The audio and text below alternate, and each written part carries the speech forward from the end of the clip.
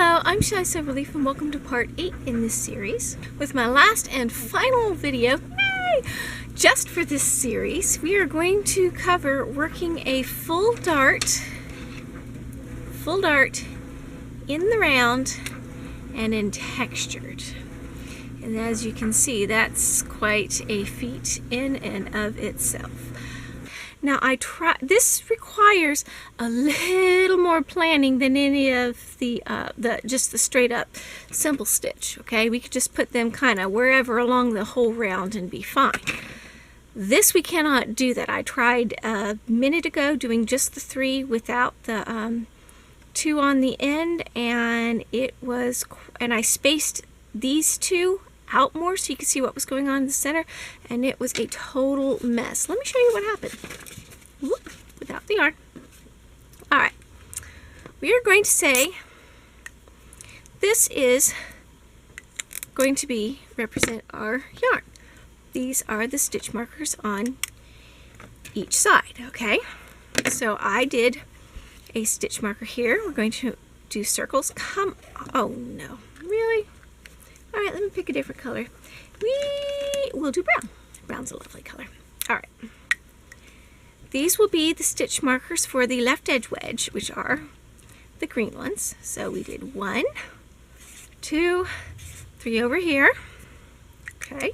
And we spaced them out and did the right edge wedge over here. So 1, 2, 3. All right. And as we worked back and forth, what happened was leading up, it fell in pattern, which we're going to represent with an I, and out of pattern, which will be a T, okay? In, out, which we don't want in the middle.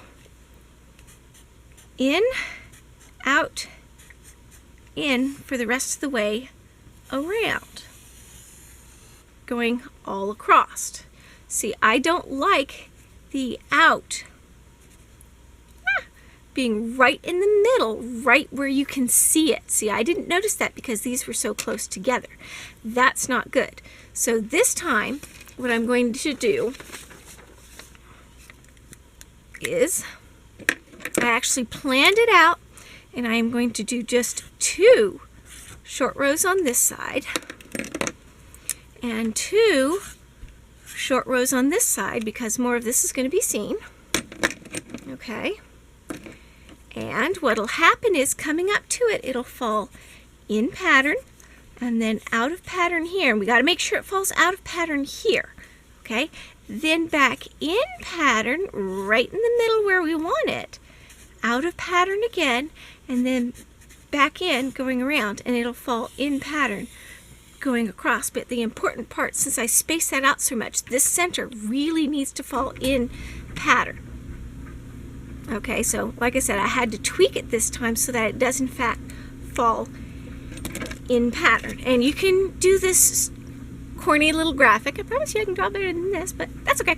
This corny little graphic to help you figure out where your stitch markers approximately are going to be and how it's going to fall in and out of pattern. Now, because these are out, I'd probably place them closer together, but this time I'm going to have them farther apart so that you can see what is going on. Okay, we are still going to need our trusty rusty stitch holder and cable needle for this. As soon as I can find where on earth it went to. Jump ship on me. There we go. Okay, let me make sure I've got all my yarn situated. Okay, all right, now to apply our lovely little chart to the actual thing. As you see, I have done the foundation round, and I went ahead and did round 1. Sorry, I had to rip it. That's why this is laying nice and flat where it belongs. I did round 1 to establish pattern, and now we have got the return pass of round 1 completely done and the start of round 2. So let me go ahead and take my special marker, take off the return pass, and we are ready to go. Now we need to decide where our stitch markers are going to be. I'm only going to do 2, just like I did in the chart. Okay, now we're going to decide how far apart our stitches are going to be for the left edge wedge, which is, remember, it's going to get fatter on the left edge. If we were to cut the dart right down the middle, we're going to put it here in the purl, and we're going to space a few, and see, this one we actually need to pick the opposite. No, this one we need to make sure it goes in the purl. This one we need to make sure it goes in the opposite, because it's going to fall in and out of place, and this will be done not in the next one where it falls in place, but on the row after, which will be the opposite. Okay, now we'll plan out the other two as well for our right edge wedge, and this time, sorry, I got a lot of stuff up here. This time we need the first one to fall on a simple stitch. Remember, we're going to hit the one farthest from the middle of our dart, and then the next one's going to be on the opposite. And if I had another one, it would be on the opposite of that, and just back and forth and back and forth. So let's see how this goes. So now we are going to work in pattern, okay, all the way up to our first one, okay, and actually let's put this back on because we got ahead of ourselves, and we will work our return pass off until, oh, we haven't even hit the first one that we're going to wrap. So let me get about 4 past, 3 or 4 past the one we're about to wrap. Okay, so now we're 3 past the one we're about to wrap in a minute. So let's go ahead and work this off so we don't have to worry about those stitches. Now we take the return pass off and don't worry about the in the round return pass. So leading up to this section, we want this first section, if you look at the chart, needs to fall out of place.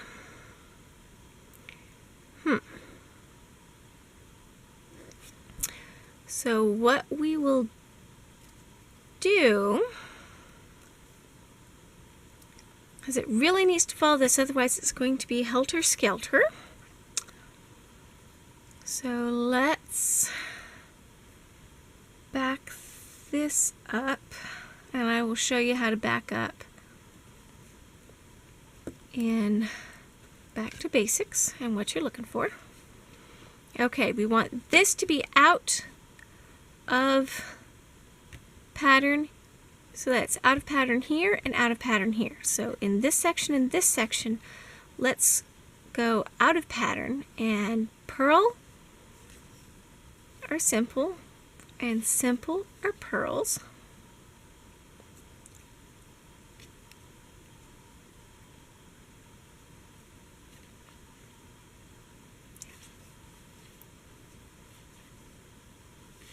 Until we get to the next stitch marker.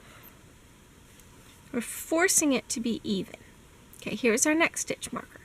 Now we want it to fall back in pattern. This is going right across the center. So back in pattern. And this will work out for the better.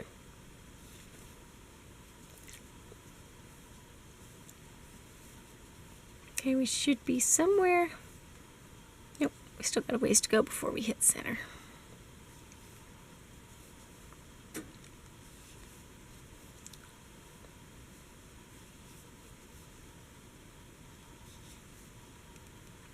Oh, come on, why are you fighting me now?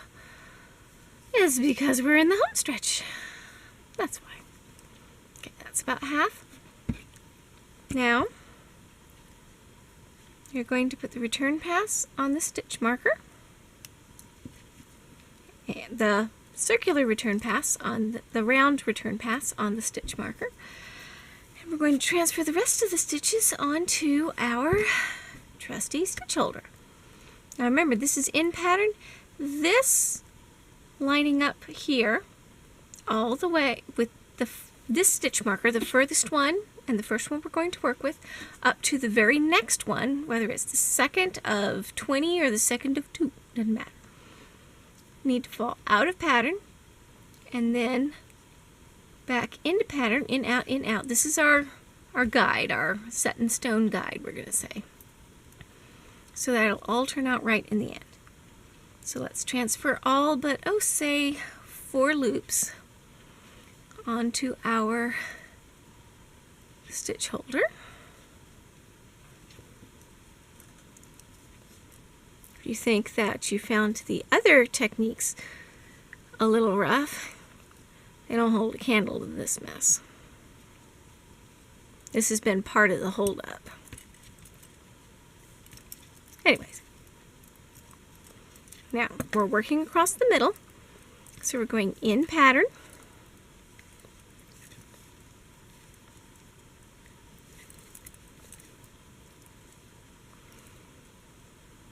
all the way to the stitch marker. In our case, there's only 2, so the one closest, we want that one in pattern.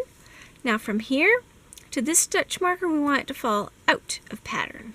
Remember, we're on this side right here, so that everything will work out swimmingly when we're done. And it'll look nice and even, instead of the hot mess I had a few minutes ago. Whoops. I am trying to go back in pattern. Alright, so simpling my simple, purling my purls. And that's part of the reason why I said that these two, where it falls out of pattern, need to be as close together as possible. That way you don't see where it falls out of pattern. Okay, and then we're back at our farthest stitch marker from the middle. And this is middle.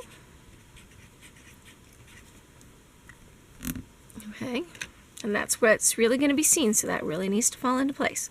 Alright, now let's do our short row selvage edge, and then work our way back all the way to the next farthest one from our middle. We're just yarning over, pulling through 2, like we did in the previous one, until we get down to about 3 or 4 stitches, and 3 sounds good to me. Then we're going to put the stitches back on.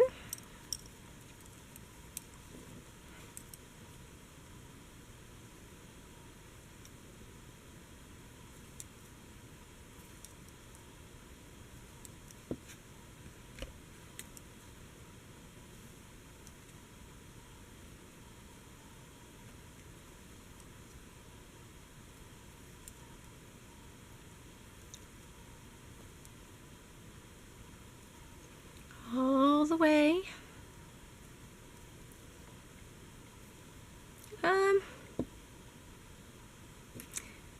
Yeah, we'll go ahead and, no, we won't, because this stitch actually falls in front of the one we want to wrap, so we're just going to leave it on the holder. Whoops! Almost lost a stitch there. Okay. So now we're doing the return pass back until the stitch, we get to the stitch just before the one we want to wrap. Without losing any stitches. Okay. Come on, work with me here.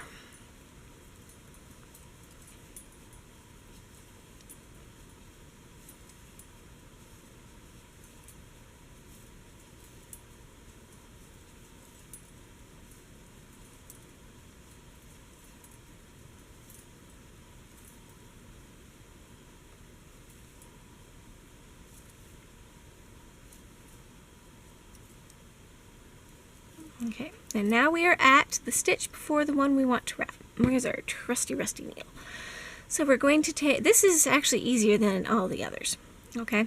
You're going to take the return pass flat loop, which is green, only stick it on the cable needle, slide your hook out, take your yarn and actually wrap it around the whole hook, because we've only got 2 stitches we're dealing with, 2 loops, which is very nice. Then bring it up, and you're going to go between the hook and the cable needle to put it on the back, and slip that old return pass right back where it belongs. Ta-da! Much easier, huh? And you can do this with the simple dart in the round as well, in case I didn't already do that. Now we're going to move our stitch marker up onto the wrap, snug it down just a little, and we're not going to work this stitch, we're going to work the one next to it now. We're going to go back to our simple over the purl and purl over the simples, and while maintaining the in, out, in, falling in pattern, out, in, and back in pattern as we go. So this section is part of our out. So it's already thrown itself out. So this is a purl, so we simple it, purl the next, simple the next, and now we have a purl that we need to simple as well, because that's falling back in pattern across the front and lines up with our next stitch marker in our left edge wedge. Okay, just following the pattern of what I see in front of me. We'll worry about straightening it out later, when we go completely around and pick up everything that we should. Okay, we are now heading for this one.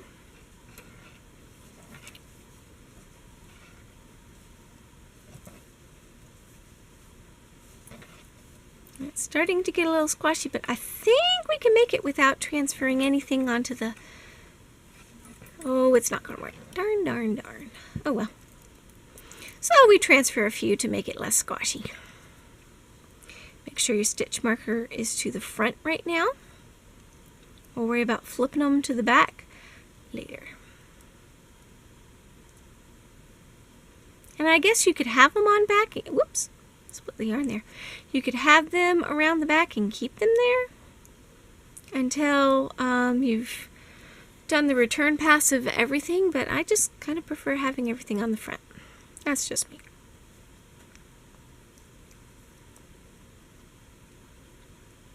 Uh-oh, too many.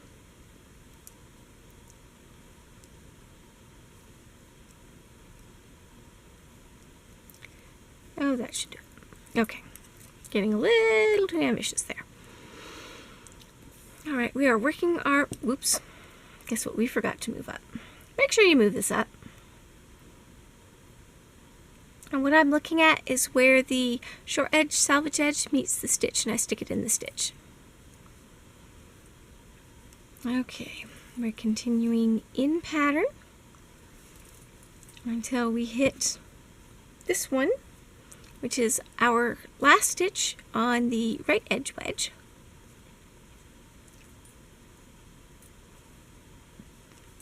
Yarn over, pull up a loop, move your stitch marker up, and I'm moving mine into the purl bump, which actually worked out, sort of. Alright, yarn over, pull through 1, yarn over, pull through 2 until we get to the last of the left edge wedge in this case. And you just keep repeating back and forth and back and forth and back and forth, staying in and out of pattern according to your little scribbling, doodling, let's call it a scribbling. Happy little scribbling.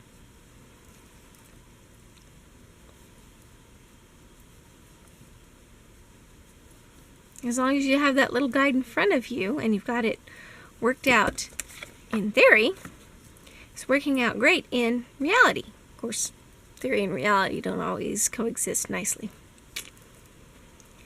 Lots of theories fall by the wayside. I can't think of any personally, and I kind of don't want to hear any right now. Alright, so this is the stitch that we need to wrap. We are going to take the last 2 stitches, the return pass that I just worked, and the stitch to be wrapped, put them on the cable needle. We have more than 2 loops on the hook, so we got to put them both on the cable needle. We're going to bring the working yarn between the hook and the cable needle to the front. Oop, and I did tuck it around the other end of my cable needle so that it's positioned correctly. We're going to put the stitch to be wrapped back on the hook. Move the return pass loop on the cable needle. Get your working yarn in position. Then take your yarn, your working yarn, and pass it between your hook and your cable needle to the back, and put your return pass back on the hook where it belongs. I'm going to move my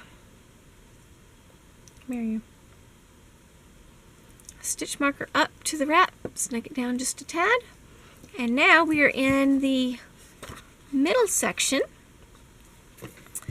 And this time what we are doing is we are picking up all the stitches going across, so the in, out, in no longer applies. We need to maintain the stitch pattern that has been established in the center, and in my case on the outside as well, and ignore it falling out of place, because it's going to fall out of place yet again. So this is a purl on my return pass, so I need to purl my simple next, believe it or not, because we're trying to maintain this pattern in the middle so that we can maintain the pattern on the outside, and when we loop back around, prayerfully all will line up in both the center and the outside for me. But we will find out together. Yay!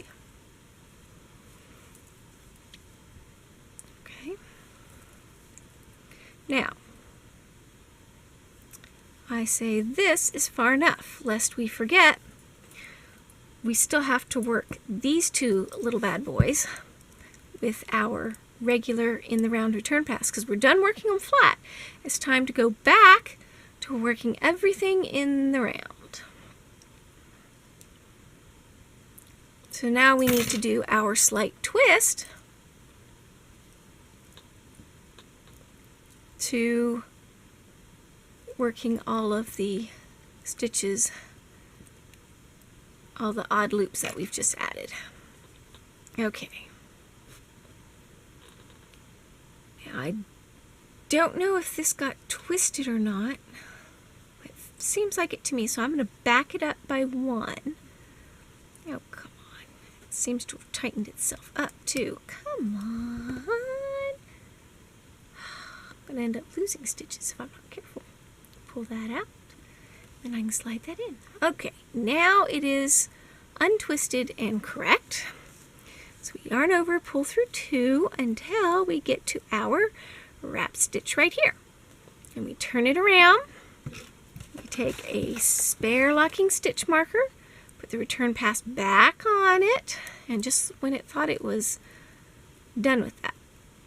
Okay, we take our wrap from our wrapped stitch, we're going to bring it up over the hook, holding on to the other stitches so they don't slide off. Going to finagle it on. Then we're going to work it until it is in between the stitch that was wrapped and the one next to it, so it should go stitch, wrap, stitch, flipping that to the back so we can see it. Put our return pass back on, set that little bad boy free. Oh, let go. Oops, too much yarn for you guys. Now we yarn over and we pull through 3 instead of 2. Okay, we're doing the 3 loops are the return pass, the stitch that was wrapped, and the wrap itself. Flip that to the front. Now we're going to yarn over, pull through 2 until we come to the next wrap stitch, which happens to be this one. And we will rinse and repeat. Same procedure. Okay. locking stitch marker in our return pass, we're going to take the wrap loop up over the hook, kind of wiggle it in between the stitch that was wrapped and the one next to it. Okay, so it's kind of sandwiched in between. Flip this over, put the return pass back on, set that little honey free, and then yarn over and pull through 3. Okay, I'm going to move this back behind here so you can see the return pass, the stitch that was wrapped, and the wrap are the 3 that we're going through. And then it's return pass, as normal, yarn over, pull through 2, yarn over, pull through 2, until we get to the right edge wedge. Sorry, when I'm holding the wrong side facing me, I get a little mixed up. Okay. Sorry, got a little twisted there.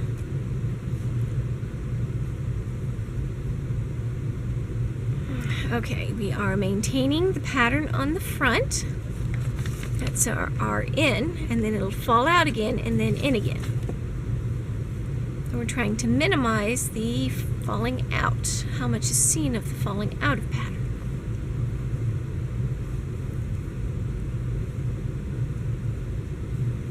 Okay, and if you'll remember, this fell into pattern, so it's purl, simple, simple into this one. Then we reach down into the return pass beside it, down and beside it. You've got your crisscross and you've got your 3rd horizontal bar.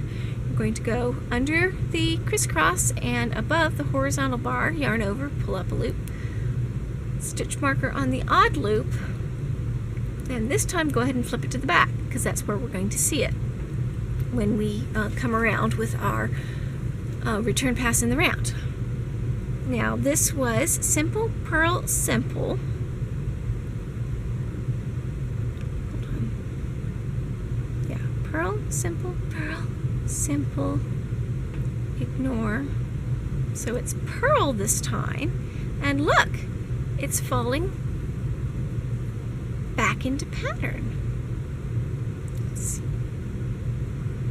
Yeah, hold on, I'm just let me move this forward for a second.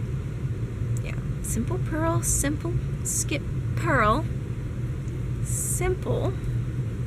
Okay, now I have enough confidence to flip that to the back. Purl, because we threw it out of pattern that one go around, it's falling back into place. Simple, and now we purl this one. Okay, and we look down in our original return pass. There's the crisscross, there's the horizontal bar. Go under the crisscross and above the horizontal bar, pull up a loop, move our stitch marker up. We're going to leave it in front this time until we have enough confidence that we have gotten it in pattern, and it looks like we're going to have to return pass some off because it's getting a little squashy. So we are going to yarn over, pull through 2 until we get to the stitch just before our marked short row loop.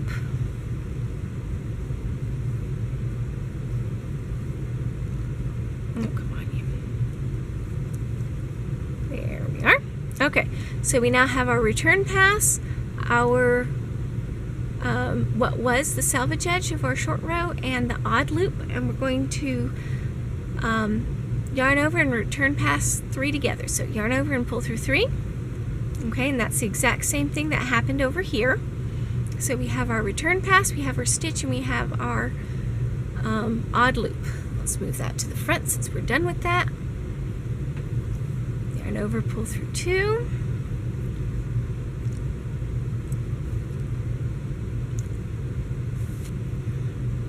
Okay, now we did a simple purl. Now we're back to simple, and look, it has fallen into pattern there as well.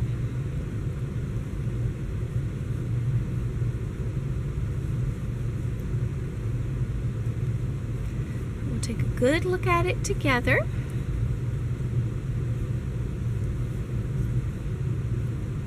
In a minute.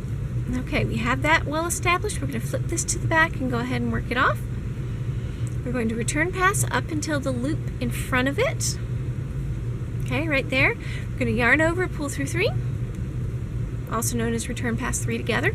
You have your return pass, you have your short row salvage, what was your short row salvage edge, and your odd loop to close the gap all together.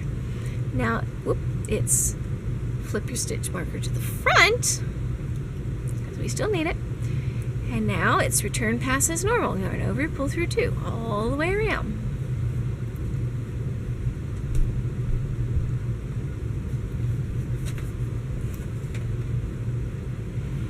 Okay, and we're just going to work in pattern. It should maintain the pattern all the way around, ignoring our marked loops.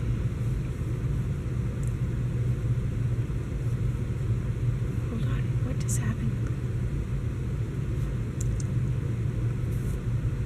Oh, that's the one that fell out. Okay, so it's going to fall into pattern now. We're straightening it out. What I did was I am maintaining the pattern on the outer edges and ignoring everything that falls out of place. So, as well as ignoring the extra loop. So we did purl, simple, purl. Look, we're falling back into place. Purl. No, hold on. I'm getting myself all mixed up. I'm starting way back here where I know it's correct. So purl, simple, purl, simple, purl, simple, purl, simple. So now we purl this one. If you ever get mixed up, you may have to go all the way back to where you know it's correct to help straighten yourself out.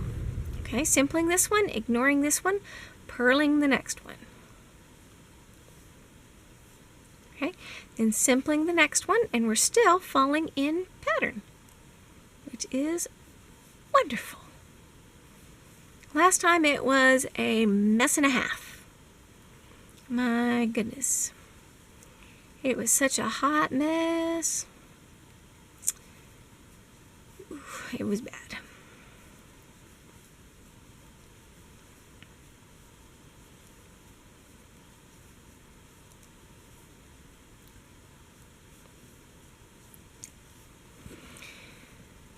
Just keep going.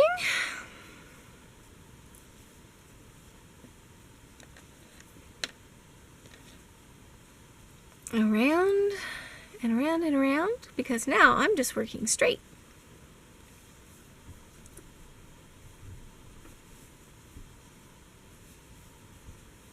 We're almost there. Hang in there.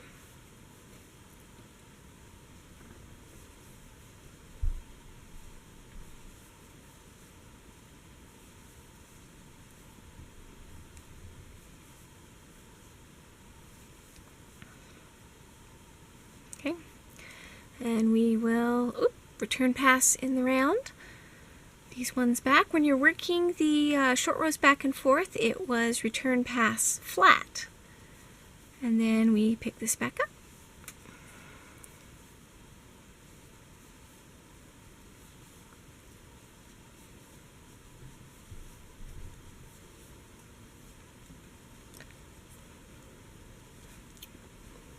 Okay, so we did simple, purl, simple. This is a purl. Ignore. Simple this one, purl this one, and it's falling into place, which we absolutely love. Okay, simple this one, ignore this one, purl this one. And look at that, across the center and across the outer two sections, we have fallen right back where we are. Like I said, we'll take a good look at it together here in just a minute.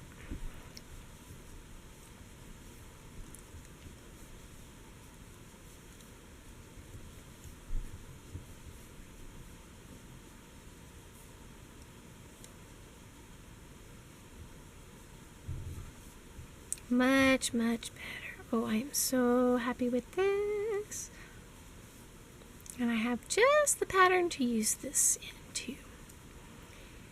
It is currently sitting, the yarn is sitting in a box around me, and because it's a project for me, it tends to fall by the wayside, but we shall see, we shall see. And I'm just going to return pass all the way out as though I were about to do bind off, and there we go. Ignore the rest. All right, let's have a look. As you see, the very center of it falls into pattern quite nicely. The outside between our short rows, the first stitch in our short rows, falls into pattern quite nicely, and that's what we want, is we want to play with it until this and the center fall into place. Okay, now here, as you can see, it falls in pattern, out of pattern, and then back into pattern. So with this, I would want these as close as possible to help narrow the amount that falls out of pattern. And it's the same with this side, where it falls in pattern, out of pattern, and back into pattern. So I would bring these much closer together, like one, maybe two stitches tops in between. Play around with it and see how small or how close together I could get them without too much showing. And that is all there is to the headache, known as doing a full dart in the round and textured. I hope that you've enjoyed learning all of the techniques that we have learned together in this Looney Tunes of a series. And I hope you will go crazy with them, using them in sweaters, and you can use them to make perhaps a little bit fuller hips or a little bit fuller in the rear end for a skirt that's a little more fitted kind of thing. You can use it in all kinds of places. Across the knees would be a fun place to do it as well. Don't forget to use the handy little scribbling that we created to help you with the textured one with falling in and out of pattern, so that the outer portion and the very middle, where it's really going to be seen, fall in pattern. Don't forget to bring these two close together so that you don't see so much that falls out of pattern.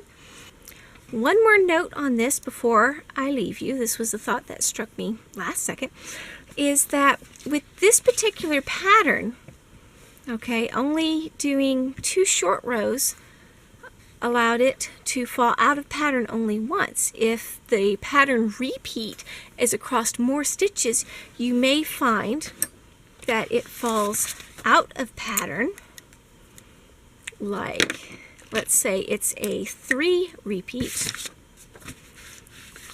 Which side? This side, okay. So 1, 2, 3. And then 1, 2, 3. Let's pretend that it's a 3 stitch repeat. You may find it falling in pattern in the beginning, out of pattern here, and out of pattern here. It may take all 3 short rows before it falls back into pattern, and then out again, and in. Okay, that's why I said you really need to play around with it so that the outer portions of it and the middle here fall into pattern, and trying anything that, as you're playing around, anything that you find falls out of pattern, try and get them a little closer together so you don't see it quite as much before you end up bringing everything across the top and completely back into pattern. Hope you can see that. Thanks again. And I'd like to thank you, every single one of you, for your